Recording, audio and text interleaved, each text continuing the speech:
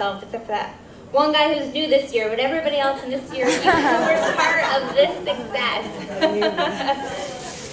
So we had about 56 teams last year. We had almost 1,000 walkers, and we raised over $130,000. So give yourselves a huge round of applause for that. That's awesome. And from what TT was talking about, I just wanted to quickly outline some of where that money went to. So almost 100 respite care grants, over 200 transportation grants. We loaned over 2,000 pieces of medical equipment, over 425 pieces of the technology equipment. Our care services staff held over 150 support groups. And our patient care coordinators, they made 1,000 home visits to our pals. So that was all directly from all of the fundraising that you guys did. So that is truly, truly incredible. So I wanted to call up Shelby Tudor.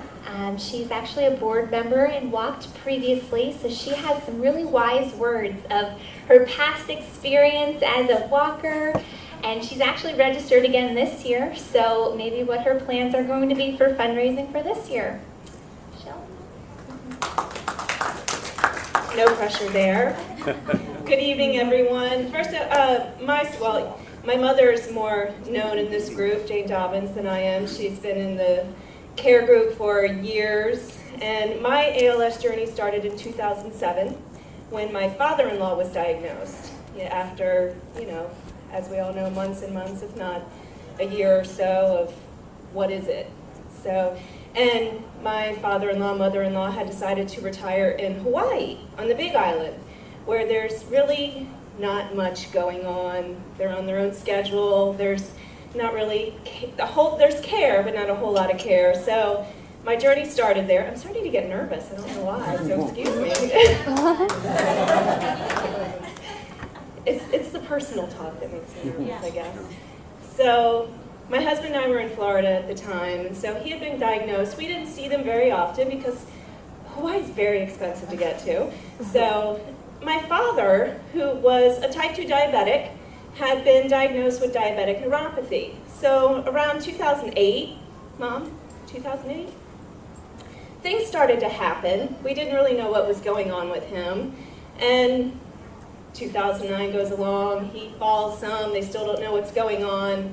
And in January 2010, we get the diagnosis that my father has ALS, and Dr. Galbraith was actually the doctor who diagnosed him. So this was a double whammy for me, and it was just very difficult for our family. As you all know, it's just one of those things that hits you like a brick in the head, and you don't really know how to take that diagnosis, and just what you feel for your family members that have this diagnosis and they don't really understand. And so my father, we lost him 8 months later in September of 2010, and I lost my father-in-law last year. So 2 diagnoses, they're both gone. So I've been, I can't say entrenched with the ALS Association. I got involved when I was in Florida, just wanted to make a difference, and my husband and I came back up to Virginia after my father passed to be with my mother and just, kind of start over fresh. And so I decided I wanted to get involved a little more. And so I started talking with the previous executive director about getting on the board and decided that that was what I wanted to do. So here I am. I still have my tags on. I'm so new on the board. I just went to my first meeting. But I'm very excited about being involved, about walking. I just have a passion for this association and for the research, and it's just a horrible, horrible disease that has touched all of us, and and I just want to see things happen with it. So that's my story. And I walk to make that happen. And I don't really have any tricks, I would say. Shameless self-promotion with the people that I know. I work with the Tidewater Jewish Foundation. We have a board, and I just talk to everybody, try to, make them give me their money. So that's really it. And I use Facebook. It's the easiest thing to do. Sending out emails and sending out messages through Facebook. Is that all I was doing? Okay. All right. Well, thank you. Thank you for allowing me to speak and tell you my story. Thank you so much, Shelby. So now that we've talked about our successes from last year, we're going to talk about this year. Who is excited for the walk coming up on September 22nd? It's going to be amazing. We are headed back to Mount Trashmore again. And this year we have upped our goal. We're looking at $185,000, and I know that you guys could do this. I absolutely know. I actually had some really good conversations with some people before we got sad and before the food came out, and there are some really cool fundraising ideas happening out there. So I cannot wait to see all of your thermometers rise in the next couple of weeks. It's going to be awesome. So I'm registered. Now what? This is good for you. This is good for everybody. Now, is everybody that walked last year already registered? Yeah? Okay, well, if not, we definitely can get you registered ASAP. So what I wanted to do was talk to you about some really great tips so that you are as successful as you can be this year. So we'll start with our first step, which is the folder that I put out in front here. So if you guys just want to take it out, and if you didn't get one, there's a ton up here. So if you're also a team captain, you can definitely take some for the rest of your team members so that everybody has one. But usually right when you register, I will mail this out to you. So upon opening it, you'll find a couple of things. We have a fundraising A to Z guide. This is packed filled with a ton of fundraising ideas. Now, one of the great things about being a registered participant is you get a really good resource. Me! So if you've never fundraised before, if you've never put on a fundraising event or not sure what to do, you can call me, you can email me. I am here for you. The next item in that take-home folder is a walker handbook.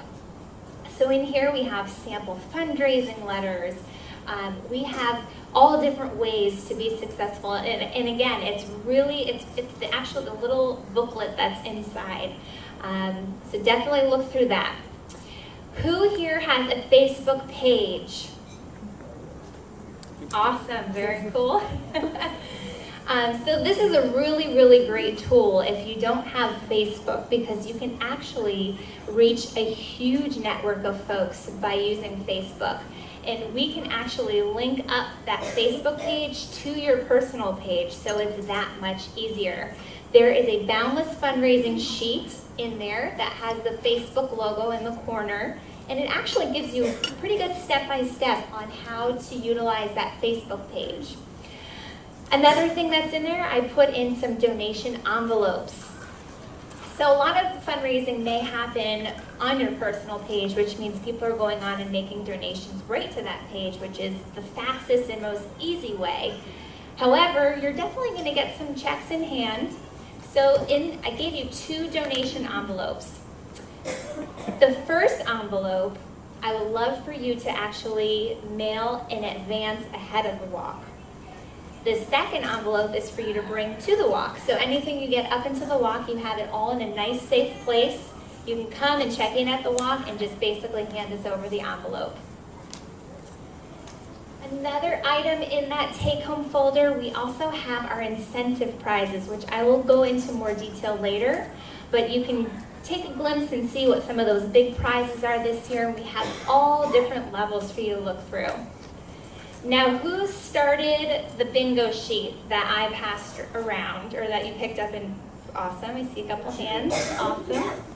Well, I'm gonna weave my way in and out of that bingo card. If you take a look at it, it talks a lot about all the different ways to be successful and the ways that we connect as an ALS community.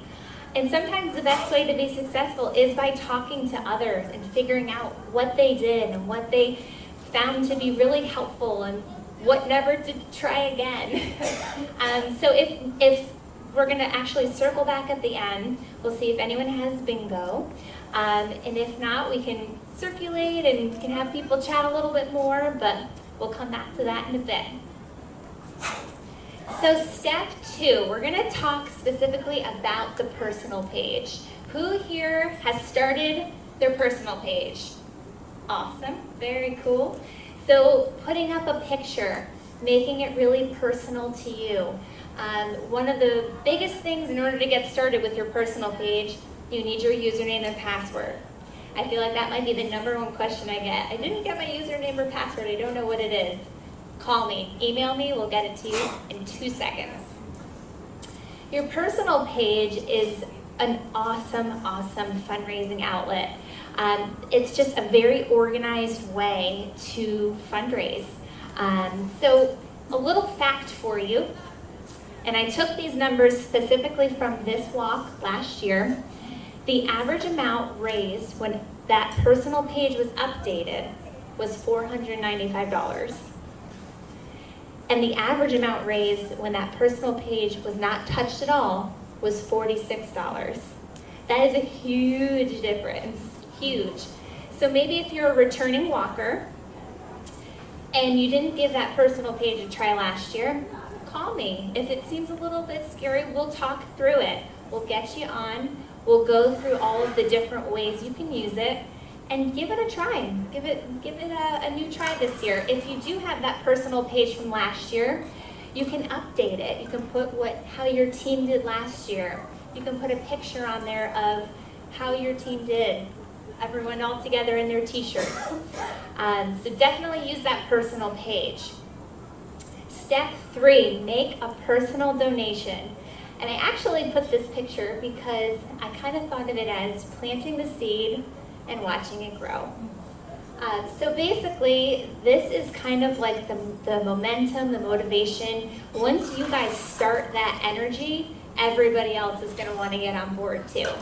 So I highly recommend starting with you.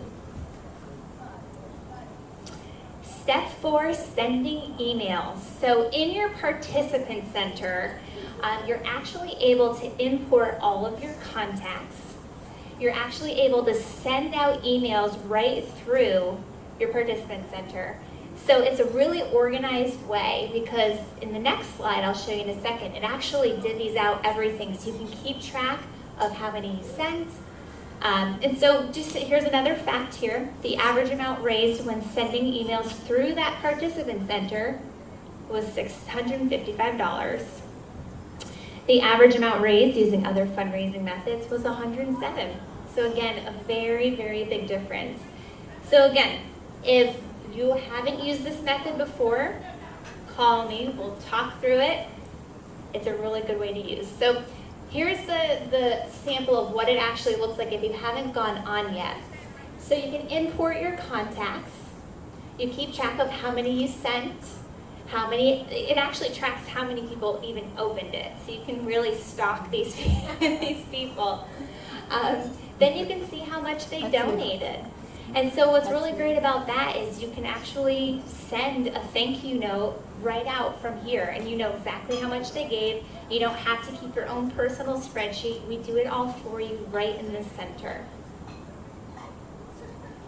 Step 5, installing that Facebook application. So again, if you haven't done this or you don't have a Facebook page, I highly recommend trying it. Some people, they'll actually, instead of putting their picture where your face is, they'll put the Walk to Defeat logo. So donate that logo for a month, really promoting what you're doing, asking your friends, asking your family through network to share your posts. So now all of a sudden you were in your network and you just went to everybody else's network. And you never know who's been touched by this disease that doesn't know about this event and that maybe really wants to get involved. So for people who are doing offline fundraising, again, we want you to use those envelopes where the checks are made out to ALS Association.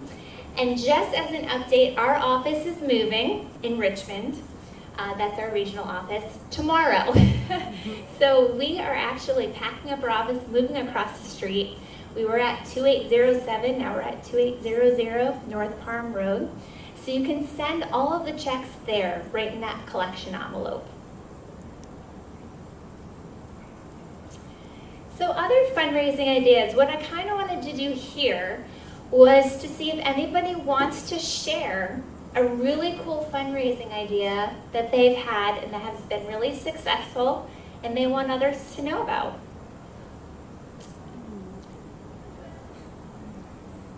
I know a good one from the beginning, and you know who you are.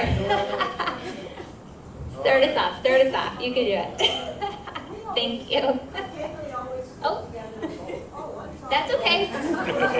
He'll be happy to go second. Family, and we always have crab pickings, you know. And this year, we said, okay, we're still doing it, but we're asking for a $25 donation from, you know, people. We did very well, pretty close to $800 in our donations. I gave you some checks. I was going to say, yeah. Everything else in my savings account. I'm just waiting to set up my page, but we did really well. It's something that we always do anyway. So, and our friends and family were more than welcome. Hey, I get $25 to the people that ring the bell every year, or Girl Scout cookies, or whatever. So, they thought it was Inviting people to just join as a walker. They don't have to have a team.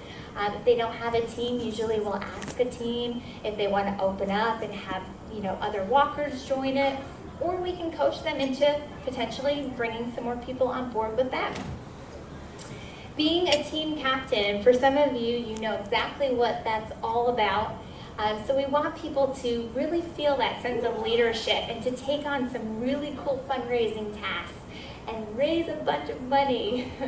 Another way is becoming a sponsor. So again, if you're sprinkling out those brochures to your town, you may have a company say, hey, I want to be a sponsor. So that's a really great way, and that's basically getting their company out, getting them to the walk. Sometimes they'll start a corporate walk team. They'll come in their t-shirts the day of the walk, and they'll sometimes even just sponsor. So we can have somebody, just one company, cutting us a check to be our Kids Zone sponsor. And it's great for our walk. Volunteering the day of the walk. We are going to be opening up volunteer opportunities in the next couple of weeks. So we have everything from food and beverage to traffic control, all sorts of stuff. So we'll be starting to get people on board for that. And if you know of anybody who wants to do it, they don't have to fundraise, but we can always encourage them maybe to help you and your team. So volunteering is wonderful. And then joining the planning committee. What is the committee? If I can have Yolanda stand. Yolanda's one of our people on our committee. Yay! Round of applause for Yolanda. And also Shelby, and I'm not sure where she went, but she's also been helping quite a bit for committee stuff as well. And so the committee is actually team captains, walkers, people who really want to get involved in the behind the scenes stuff going on. So Yolanda's been working at securing a lot of our Team Week incentive prizes. So she's wearing a couple hats right now. Working on incentive prizes. She's also helping with some logistics. Shelby is also helping with some food and beverage and logistics as well. So what the committee is and why it's so great is you guys know your community. You live here. So you may know somebody who owns a restaurant and says, hey, I would love to actually donate all the food and beverage for the day of the walk. And that is a really great connection. So joining the committee, we have calls once a month. And so usually it's just back and forth email. It's not a huge commitment, but it is a huge help. So we're always looking for new committee members. So if this is something that you're interested in, or you know someone who's interested, we're happy to have you. Just let me know. I'm gonna open it up for questions. Does anybody have anything pressing that maybe the whole group wants to know, or anything? Well, we're going to be here as staff, TT, myself, and Judy, so if there is anything after we're done, please do not hesitate to come up and ask. We're here, that's what we're here for. The last thing you want to talk about is the bingo card. So who got bingo? Awesome. One person? 2 people? Okay, it looks like we're going to have to pick a number between 1 through 10. So we have more than one person. I only have one prize. Brochures. If you want more, there's a ton on all the tables, and I have more as well. What's great about the brochures is it talks about the walk.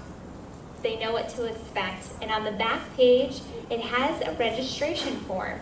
So you never know. You may drop that brochure off to somebody and they may say, hey, I want to do this. I want to fundraise, just by you going out. And we call it decorating the town with brochures. So stopping by some of your local businesses.